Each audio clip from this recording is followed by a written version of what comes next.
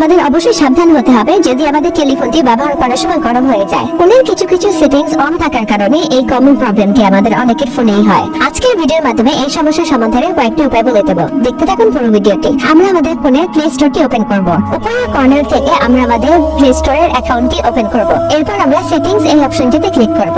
এখন network preference এই অপশনটিতে যদি আমরা ক্লিক করি, এখানে কিছু অপশন আমরা দেখতে পাবো। অটো আপডেট অ্যাপস, এখানে আমরা ক্লিক করব।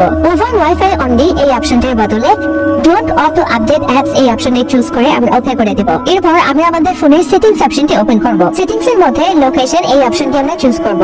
লোকেশনে ক্লিক করার পরে আমরা একটি অপশন দেখতে পাবো লোকেশন সার্ভিসেস, আমরা এখানে ক্লিক করব। এখান থেকে ওয়াইফাই স্ক্যানিং এবং ব্লুটুথ স্ক্যানিং এই দুটি অপশন যাদের অন আছে তারা অফ করে দেবেন। এখন ব্যাকে ক্লিক করে আমরা আমাদের সেটিংস এর মেইন পেজে চলে আসবো এবং ডিসপ্লে এই অপশনটি ওপেন করব। এখান থেকে অ্যাডাপটিভ ব্রাইটনেস এই অপশনটি আমরা অন করে দেব। এই অপশনটি অন করার সাথে সাথে আমাদের ফোনের ব্রাইটনেস অটোমেটিক কন্ট্রোল হবে। যেমন সূর্যের আলোতে আমাদের ফোনের ব্রাইটনেস বেড়ে যাবে এবং রাতের অন্ধকারে আমাদের ফোনের ব্রাইটনেস কমে যাবে এবং সবশেষে আমাদের